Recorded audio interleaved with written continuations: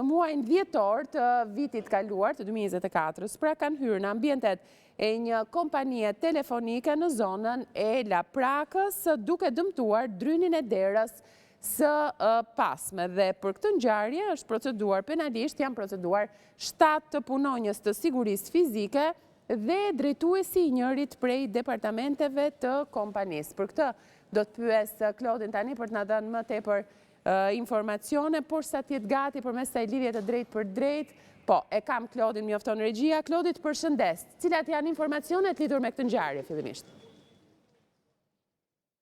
Por njësita përshëndetje, vetëm ditën e sotme, policia e Tiranës ka lëshuar një njoftim zyrtar duke pranuar një ngjarje të ndodhur në dhjetor të vitit 2024 në ambientet e kompanisë UA në zonën e Laprakës. Bëhet fjalë për një ngjarje të rëndë kriminale ku persona të maskuar të cilët mbanin në duar dhe sende të forta kanë hyrë në ambientet e kësaj kompanie dhe sipas të dhënave paraprake kanë dëmtuar aty kompjuterat dhe serverat. Megjithatë, ky fakt nuk është pranuar zyrtarisht ende nga policia, edhe pse ditën e djeshme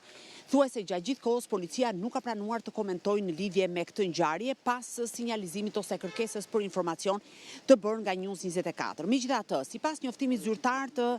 lëshuar nga policia e Tiranës, rezulton se bëhet fjalë për një ngjarje të ndodhur në 25 dhjetor 2024 në ambientet e kompanisë telefonike UAN në zonën e Laprakës. 2 persona në orën 2:30 të datës 25 dhjetor rezulton se të maskuar kanë hyrë në ambientet e kësaj kompanie dhe sipas punonjësve kanë dëmtuar vetëm drynin e derës së pasme. Sipas policisë së shtetit, ngjarja është konstatuar nga punonjësi i sigurisë së brendshme i kompanisë UAN, shtetasi Gentian Koçi, i cili në deklarimin e tij dhënë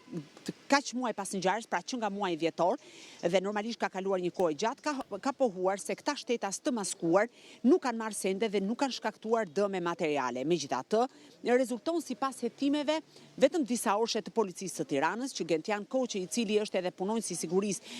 së brendshme të kompanisë UAN, nuk ka njoftuar organet ligjzbatuese, por dyshohet se ka njoftuar vetëm drejtuesin teknik dhe punonjësit e grupit të shoqërisë private të sigurisë fizike, që është kompania Nazeri në rastin në fjalë, që kishte në ruajtje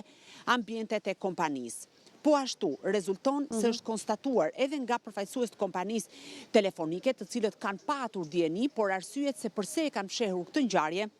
asnjëri prej tyre nuk e sqaron dhe ata nuk ka njoftuar sipas ligjit organet kompetente se persona të maskuar kanë hyrë në ambientet e kompanisë UAN dhe kanë shkaktuar problematika dhe dëmtim të kompjuterave. Ndërkohë, Komisariati i Policisë numër 3 rezulton se ka nisur hetimin për veprat penale të moskallëzimit të krimit dhe veprime që pengojnë zbulimin e së vërtetës për 2 punonjës të sigurisë së brendshme të kompanisë,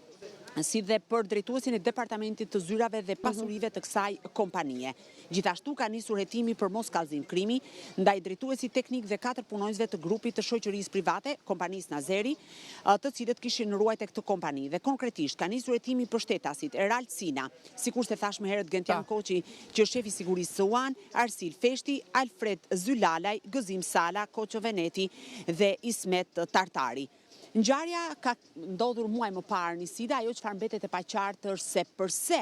si kompania UAN ashtu edhe kompania e sigurisë private nuk ka njoftuar organet kompetente. Burime të besuara për News 24 bën me dije se personat e maskuar kanë hyrë dhe ka dyshime të forta, por kjo pritet të konfirmohet përmes aktit të ekspertimit dhe hetimeve që do të kryejë Prokuroria e Tiranës. Kanë dëmtuar kompjuterat dhe pikërisht duhet theksuar se kompania UAN është një nga klientët kryesore të Arbër Veliajt, pra kompanisë Arbër Veliajt, që është vëllai i kryetarit të Bashkisë së Tiranës, zoti Erion Velia, i cili po hetohet